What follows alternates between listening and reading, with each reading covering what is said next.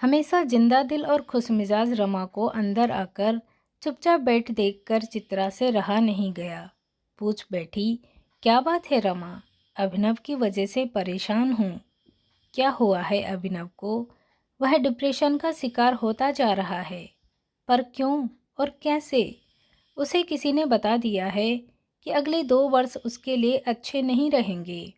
भला कोई भी पंडित या ज्योतिषी यह सब इतने विश्वास से कैसे कह सकता है? सब बेकार की बातें हैं, मन का भ्रम है। यही तो मैं उससे कहती हूँ, पर वह मानता ही नहीं। कहता है अगर यह सब सच नहीं होता तो आर्थिक मंदी अभी ही क्यों आती। कहाँ तो वह सोच रहा था कि कुछ महीने बाद दूसरी कंपनी ज्वाइन कर लेगा। अनुभव के आधार पर अच्छी पोस्ट और पैकेज मिल जाएगा। पर अब दूसरी कंपनी ज्वाइन करना तो दूर, इसी कंपनी में सिर पर तलवार लटकी रहती है कि कहीं छटनी ना हो जाए। यह तो जीवन की अस्थायी अवस्था है जिससे कभी न कभी सबको गुजरना पड़ता है। फिर इसमें इतनी हताशा और निराशा क्यों? हताश और निराश व्यक्ति कभी सफल नहीं हो सकता। जीवन में सकारात्मक ऊर्जा लाने के लिए सोच भी सकारात्मक होनी चाहिए। मैं और अभिजीत तो उसे समझा समझा कर हार गए।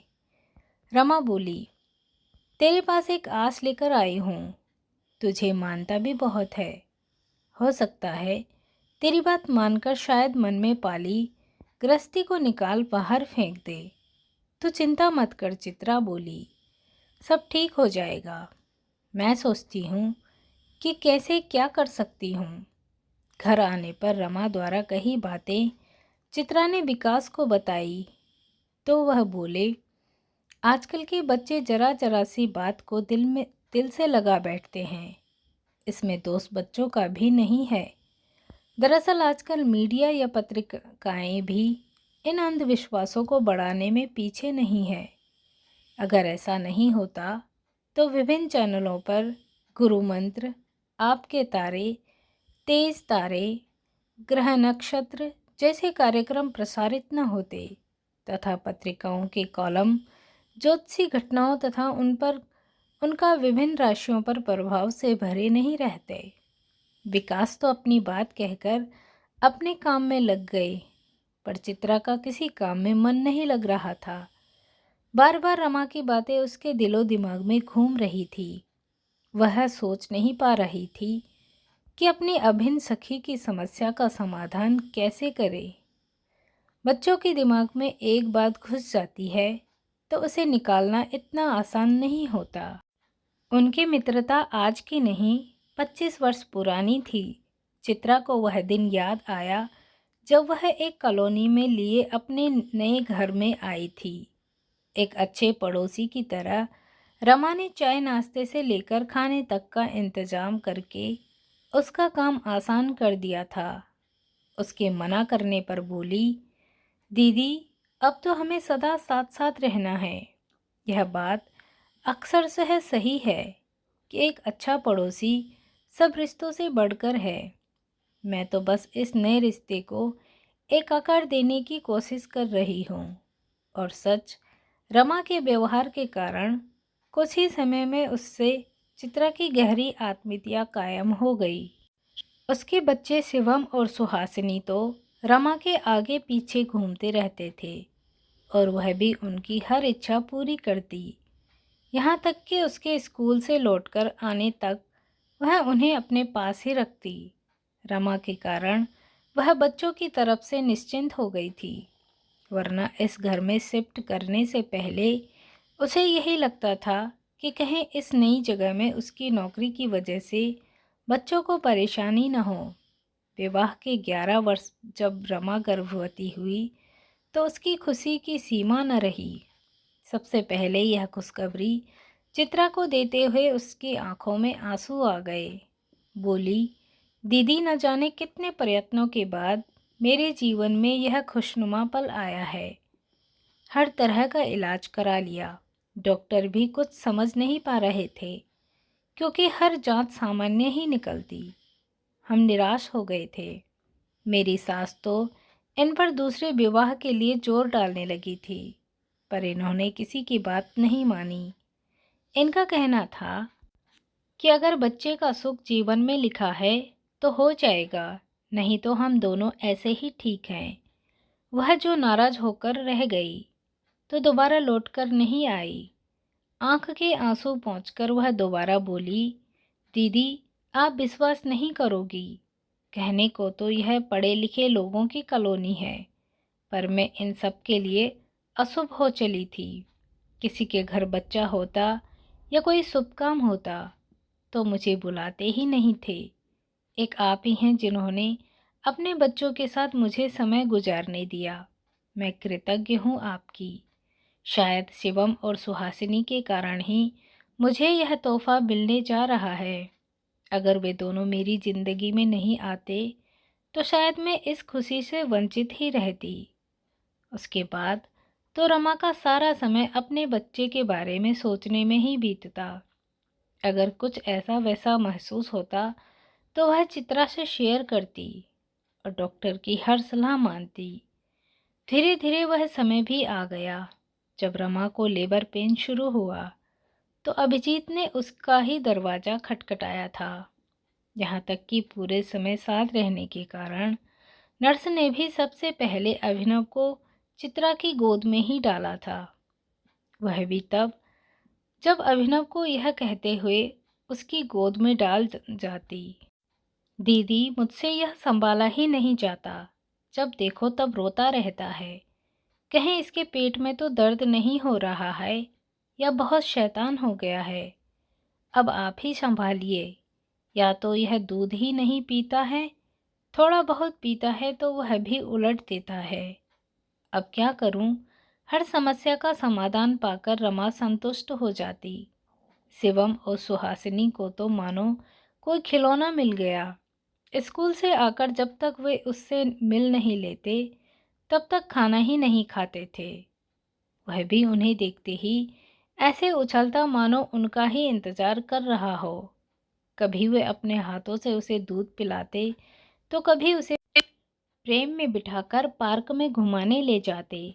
रमा भी शिवम और सुहासिनी के हाथों उसे सौंपकर निश्चिंत हो जाती।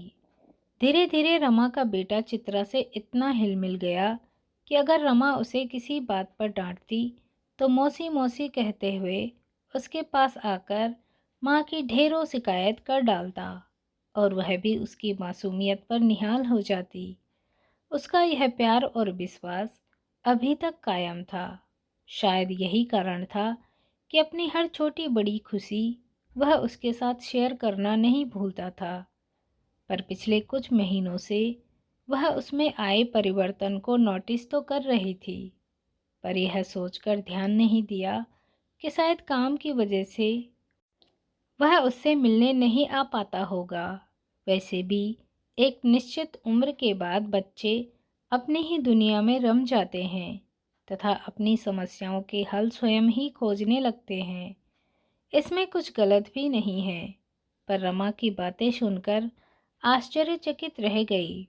इतने ज़हीन और मेरिटोरियस स्टूडेंट के दिलो दिमाग में यह फितूर कहाँ से समा गया। बेटी सुहासिनी की डिलीवरी के कारण 1 महीने घर से बाहर रहने के चलते ऐसा पहली बार हुआ था कि वह रमा और अभिनव से इतने लंबे समय तक मिल नहीं पाई थी। एक दिन अभिनव से बात करने के इरादे से उसके घर गई, पर जो अभिनव उसे देखते ही बातों का पिटारा खोलकर बैठ जाता था, उसे देखकर नमस्ते कर अंदर चला गया। उसके मन की बात मन में ही रह गई। वह अभिनव में आए इस परिवर्तन को देखकर दंग रह गई। चेहरे पर बेहतरी बड़े बालों ने उसे अलग ही लुक दे दिया था। पुराना अभिनव जहाँ आंसुओं से ओत-प्रोत जिंदादिल युवक था, वहीं यह एक हताश निराश युवक लग रहा था जिसके लिए जिंदगी बोझ बन चली थी।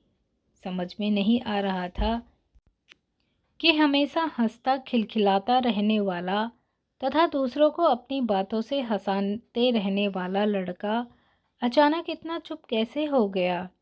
औरों से बात न करे तो ठीक, पर उससे जिसे वह मौसी कहकर न सिर्फ बुलाता था बल्कि मान भी देता था। ये भी मुंह चुराना उसके मन में चलती उथल पुथल का अंदेशा तो दे ही गया था, पर वह भी क्या करती। उसकी चुप्पी ने उसे बेबस कर दिया था। रमा को दिलासा देकर दुखी मन से वह लौट आई। उसके बाद के कुछ दिन बेहद व्यस्तता में बीते। स्कूल में समय समय पर किसी नामी हस्ती को बुलाकर विभिन्न विषयों पर व्याख्यान आयोजित होते रहते थे, जिससे बच्चों का सर्वांगीण विकास हो सके।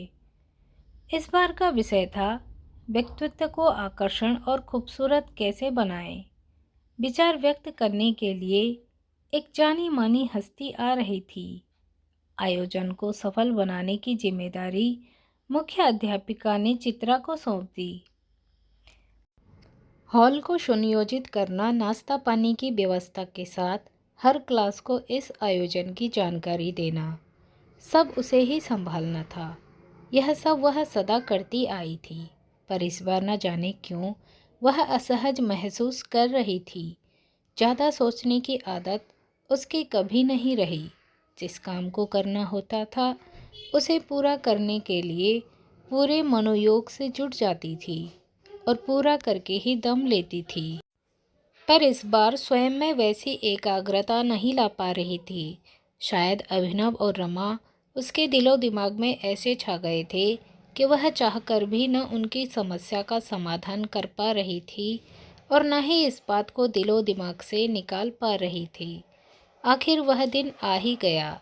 नीरा कौशल ने अपना व्याख्यान शुरू किया। व्यक्तित्व की खूबसूरती न केवल सुंदरता बल्कि चाल ढाल, वेशभूषा और वाक शैली के द्वारा व्यक्ति अपने बाहरी आवरण को खूबसूरत और आकर्षक बना सकता है। पर सच कहे तो व्यक्ति के व्यक्तित्व का सौंदर्य उसका मस्तिष्क है। अगर मस्तिष्क स्वस्थ नहीं है, सोच सकारात्मक नहीं है, तो ऊपरी विकास सतही ही होगा। ऐसा व्यक्ति सदा कुंठित रहेगा तथा उसकी कंठा बात बात पर निकलेगी। या तो वह जीवन से निराश होकर बैठ जाएगा या स्वयं को श्रेष्ठ दिखाने के लिए कभी वह किसी का अनादर करेगा तो कभी अपशब्द बोलेगा। ऐसा व्यक्ति चाहे कितने ही आकर्षक शरीर का मालिक क्यों न हो, पर कभी खूबसूरत नहीं हो सकता, क्योंकि उसके चेहरे पर संतुष्टि नहीं, सदा असंतुष्टि ही झलकेगी और यह असंतुष्टि उसके अच्छे भले चेहरे को कुरूप बना देगी। मान लीजिए किसी व्यक्ति के मन में यह विचार आ गया कि उसका समय ठीक नहीं है, तो वह चाहे कितने ही प्रयत्न कर ले, सफल नहीं हो पाएगा। वह अपनी सफलता की कामना के लिए कभी मंदिर मस्जिद दौड़ेगा तो कभी किसी पंडित या पुजारी से अपनी जन्म कुंडली जचवाएगा। मेरे कहने का अर्थ है कि वह प्रयत्न तो कर रहा है, पर उसकी ऊर्जा अपने काम के प्रति नहीं, अपने मन के उस भ्रम के लिए है जिसके तहत उसने मान रखा है कि वह सफल नहीं हो सकता। अब इस तस्वीर का दूसरा पहलू देखिए। ऐसे समय अगर उसे कोई ग्रह नक्षत्रों का हवाला देते हुए हीरा पन्ना पुखराज आदि रत्नों की अंगूठी या लॉकेट पहनने के लिए दे दें तथा उसे सफलता मिलने लगे, तो स्वाभाविक रूप से उसे लगेगा कि यह सफलता उसे अंगूठी या लॉकेट पहनने के कारण मिली। पर ऐसा कुछ भी नहीं होता। वस्तुतः यह सफलता उसे उस अंगूठी या लॉकेट पहनने के कारण नहीं मिली, बल्कि उसकी सोच का नज़रिया बदलने के कारण मिली है। वास्तव में उसकी जो मानसिक ऊर्जा अन्य कामों में लगती थी, अब उसके काम में लगने लगी। उसका एक्शन उसकी परफॉर्मेंस में गुणात्मक परिवर्तन ला देता है। उसकी अच्छी परफॉर्मेंस से उसे सफलता मिलने लगती है। सफलता उसके आत्मविश्वास को बढ़ा देती है तथा बड़ा आत्मविश्वास उसके पूरे व्यक्तित्व को ही बदल डालता है, जिसके कारण हमेशा बुझा बुझा रहने वाला उसका चेहरा अब अनोखे आत्मविश्वास से भर जाता है और वह जीवन के हर क्षेत्र में सफल होता है। अगर वह अंगूठी या लॉकेट पहनने के बावजूद अपनी सोच में परिवर्तन नहीं ला पाता तो वह कभी सफल नहीं हो पाएगा। इसके आगे व्याख्याता नीरा कौशल ने क्या कहा, कुछ नहीं पता। एकाएक चित्रा के मन में एक योजना आकर लेने लगी।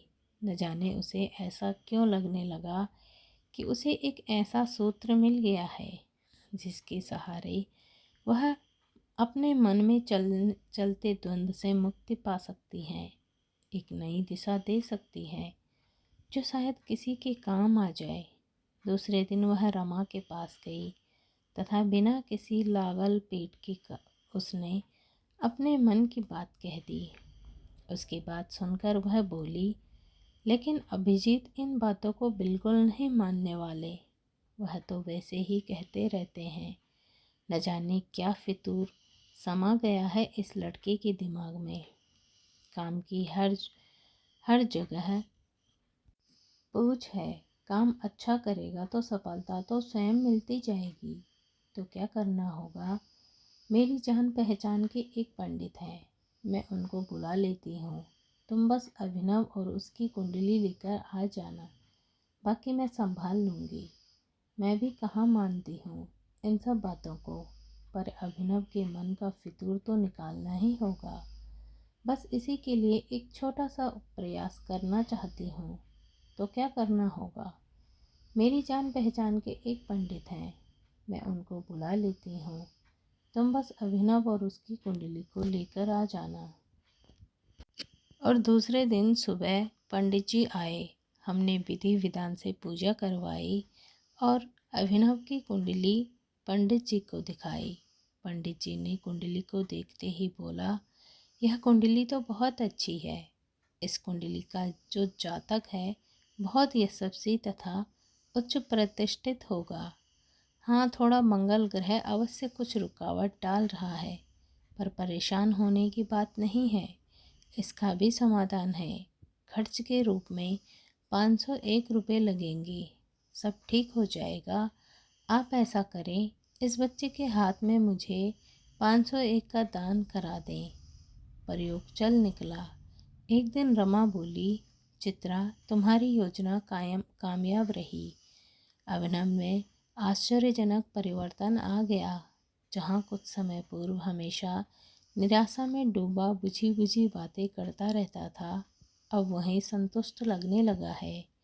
अभी कल ही कह रहा था, मम्मा विपिन सर कह रहे थे कि तुम्हें डिवीज़न का हेड बनना रहा हूँ। अगर काम अच्छा किया तो शीघ्र प्रमोशन मिल जाएगा। रमा के चेहरे पर छाई संतुष्टि जहाँ चित्रा को सुकून पहुँचा रही थी, वहीं इस बात का एहसास भी करा रही थी कि व्यक्ति की खुशी और दुख उसकी मानसिक अवस्था पर निर्भर होते हैं। ग्रह नक्षत्रों का कोई प्रभाव नहीं पड़ता। अब वह उससे कुछ छिपाना नहीं चाहती थी। आखिर मन का बोझ वह कब तक मन में छिपाए रहती। रमा, मैंने तुझसे एक बात छिपाई, पर क्या करती? इसके अलावा मेरे पास कोई उपाय नहीं था। मन कड़ा करके चित्रा ने कहा, क्या कह रही है तू? कौन सी बात छुपाई?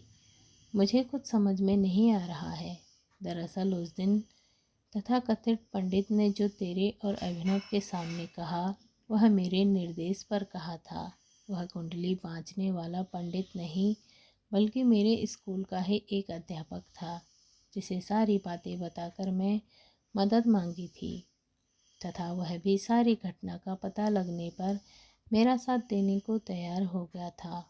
चित्रा ने रमा को सब सच सच बताकर झूठ के लिए क्षमा मांग ली और अंदर से लाकर उसके दिए 501 रुपये उसे लौटा दिए। मैं नहीं जानती सच झूठ क्या है, बस इतना जानती हूँ कि तूने जो किया अभिनव की भलाई के लिए किया। वही किसी की बातों में आकर भटक गया था। तूने तो उसे सही राह दिखाई है। फिर यह ग्लानि और दुख कैसा? जो कार्य एक भूले भटके इंसान को सही राह दिखा दे, वह रास्ता कभी गलत नहीं हो सकता। दूसरे चाहे जो भी कहे या माने, पर मैं ऐसा ही मानती हूँ। और तुझे विश्वास दिलाती हूँ कि यह बात एक न एक दिन अभिनव को भी बता दूंगी, जिससे कि वह कभी भविष्य में ऐसे किसी चक्कर में न पड़े। रमा ने उसकी बातें सुनकर उसे गले से लगाते हुए कहा।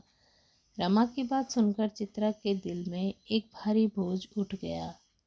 दुख सुख सफलता असफलता तो हर इंसान के हिस्से में आते हैं, पर जो जीवन में आए कठिन समय को हिम्मत से झेल लेता है वही सफल हो पाता है, भले ही सही रास्ता दिखाने के लिए उसे झूठ का सहारा ही क्यों न लेना पड़े।